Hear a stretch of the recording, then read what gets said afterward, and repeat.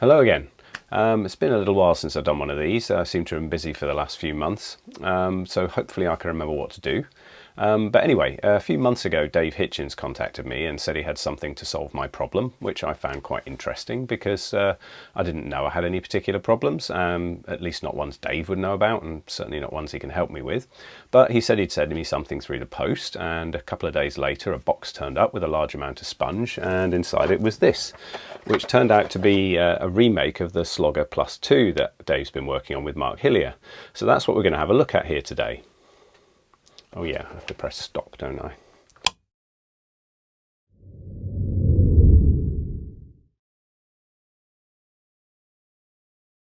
Before we go any further, I should just make it clear that Dave sent me this Plus 2 completely free of charge to review.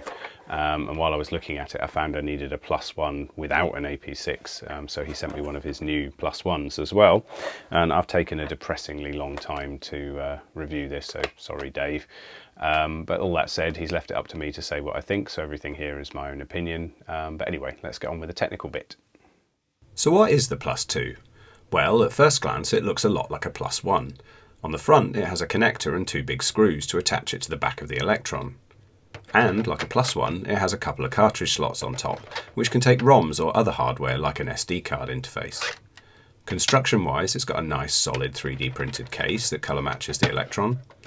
But on the back it has a pass-through edge connector for another unit, which the Plus 1 doesn't have. Moving round to the left-hand side, there are two barrel jack power connectors, along with a couple of dip switches. More obviously, however, there's this little hatch on top, which, if we have a look inside, reveals some chips, two of which are labelled ROM4 and ROM5, one of which looks slightly larger. These obviously contain software, and we'll have a look at those later. Installation is the same as a Plus 1. After turning off the Electron, you fit it to the rear connector and then tighten the screws to secure it in place.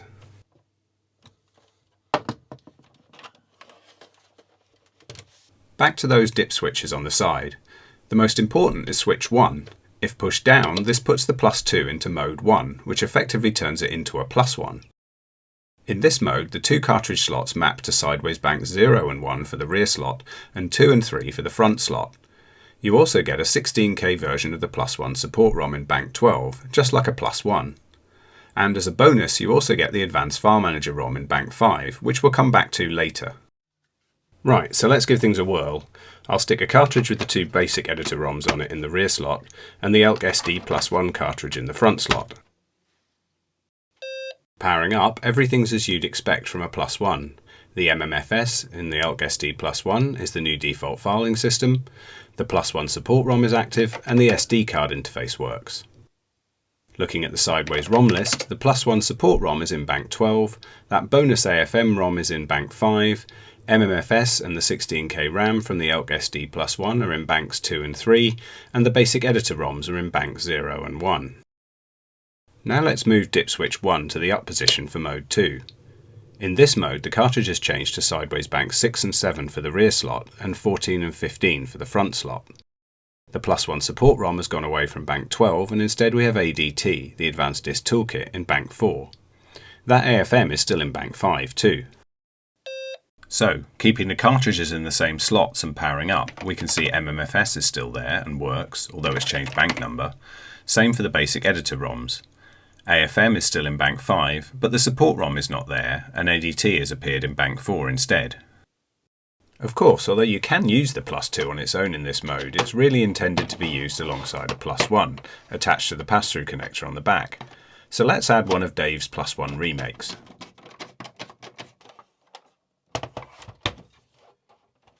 So here you can see that the sideways bank numbers used by the Plus 1 and Plus 2 complement each other nicely, giving you 8 banks across 4 cartridge slots, as well as the support ROM and a couple of additional ROMs built into the Plus 2.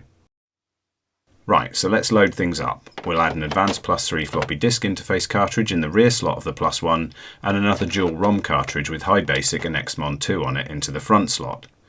We can then connect a Gotek floppy emulator to the disk interface and power everything up. Right, so now we're cooking. We've got the disk filing system ROMs from the AP3 in bank 0 and 1, as well as High Basic and XMON 2 in 2 and 3. We've also got the support ROM from the Plus 1 in bank 12. In fact, banks 0 to 7 are now populated.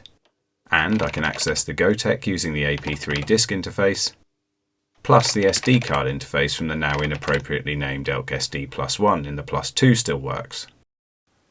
Right, so this is what Dave meant when he said he had something that had solved my problem. When I reviewed the AP5, I said that one of the reasons why I got this was to be able to combine two cartridges into one, because I had a shortage of slots on my Plus 1. But with the Plus 1 and the Plus 2, I've got as many slots as I can reasonably use given the number of sideways banks that I've got.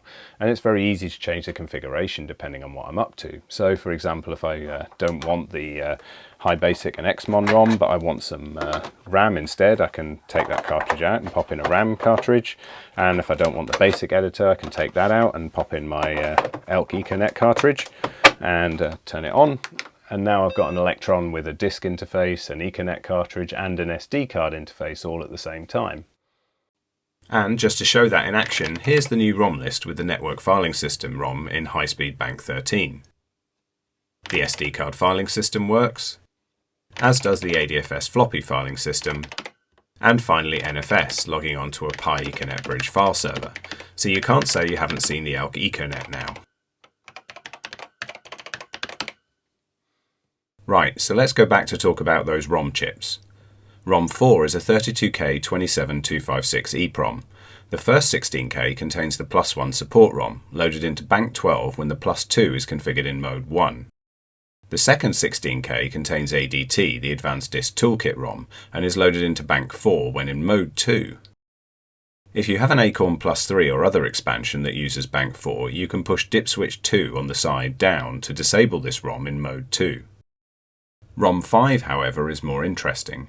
It's a 128K 39SF010A flash chip and contains 8 16K sideways ROM images, the first of which will be loaded into bank 5 on power up, regardless of which mode the Plus 2 is operating in.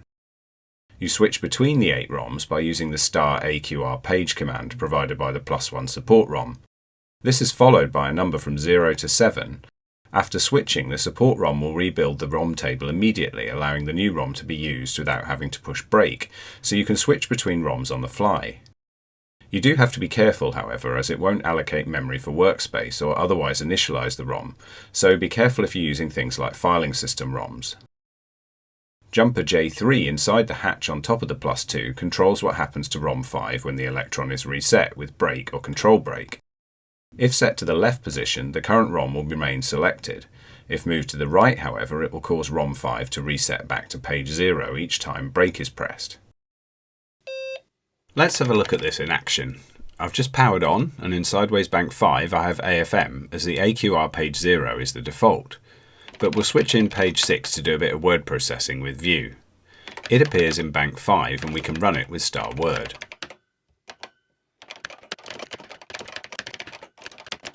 After writing my letter, I now want to work on a spreadsheet. So I can't switch out View immediately as it's the currently active language and the system would likely crash as it's running code from there at the moment. So I have to change to something else, for example Basic, and then I can switch in page 7 and run View Sheet so I can finish my shopping list.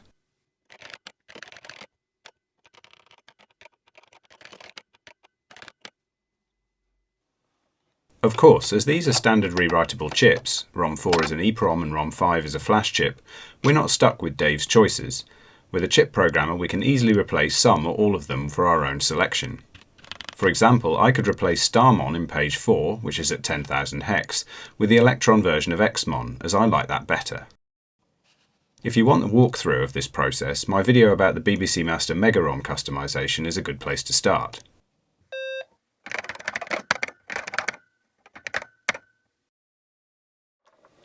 Okay, so comparing the Plus 1 and Plus 2 combo to a Plus 1 with an AP6 fitted, the AP6 has 7 sideways banks, whereas the Plus 2 only has 2. But one of those lets us choose between 8 different ROMs and switch between them on the fly. It also has 4 cartridge slots instead of 2, so you can add 8 extra ROMs, or 9 if you include the fast switch ROM. So it's looking better, but it doesn't stop there, because Dave added one little extra trick to the Plus 2. If you remove the top cover of the Plus 2, there's a connector right in the middle of the board. This supports a couple of different Pi module adapters, of which I have the PiTube Direct one. This adapter is carefully positioned such that a Pi 0 or 02W as I have here will fit inside the Plus 2 when the cover is replaced. The boot-up configuration of a PyTube Direct is set in the file commandline.txt and defaults to CoPro 24, which is the just-in-time version of the 6502. If you have the +2 attached all the time, you might want to default it to off, which you can set by changing it to 14. Now, when the Electron is powered on, it will start without the PyTube enabled and use the built-in 2 MHz 6502. But if you want to use it, you can easily switch it on using the support ROM star tube command, followed by a processor number. For example, here's the normal default, the 6502 JIT coprocessor. You can also replace the PyTube Direct adapter for a Pi 1 MHz adapter if you want. Now, I covered what the Pi 1 MHz can do in the new AP5 video recently, but it gives you things like a virtual SCSI hard disk and some extra memory and an internal MMFS interface. And there's also a real-time clock module you can install separately too. But a couple of things which are incompatible with the +2 are the AP6, which you can put inside the +1, but that's rendered largely useless by the extra capabilities on the +2 anyway. And finally, I tried using my new AP5 in the +2, and that didn't cause a problem particularly, but it stopped the PyTube Direct inside the +2 from working. I'm guessing the circuitry clashed with the existing tube interface on the side of the AP5. So that means obviously you can't use the, well, maybe you can use the 1 MHz bus interface, but it's probably best avoided. Oh, I nearly forgot about those two barrel connectors on the left-hand side. These can be used to independently power the +2 and take power out for external peripherals. To use them, you need to move the internal jumpers from J4 to J5 to disconnect the power supply input from the Electron's expansion connector. This is primarily useful if you have additional stuff to power and the Electron wouldn't provide enough juice. I must admit I haven't had any reason to use it with all the expansions I've tried, however. So when Dave first sent me the +2, initially I still preferred my +1 with the AP6, and that's primarily because I use lots of sideways ROMs. But as time has gone on, I've come to appreciate the extra slots that you get with the +2, and also that ROM 5 with its 8 AQRPAGE banks. That's really useful. I mean, that gives me more ROMs than I could have with an AP6, and I can switch between them on the fly. So I think I'm ending up preferring the +2. But if there's one negative about it, it's the size. I mean, you can see how deep it is here. And in fact, I've had to make this attractive wooden stand to be able to actually fit it on my desk because I've had to raise the back of it up above the keyboard of my BBC Master. But that said, if you're an Electron user who's always been envious of the depth of your friend's BBC Micro, then this is the expansion for you because it gives you a good 5mm on the depth of a Model B. But anyway, I think that's everything, so I hope you found that interesting, maybe even enjoyable, and see you next time.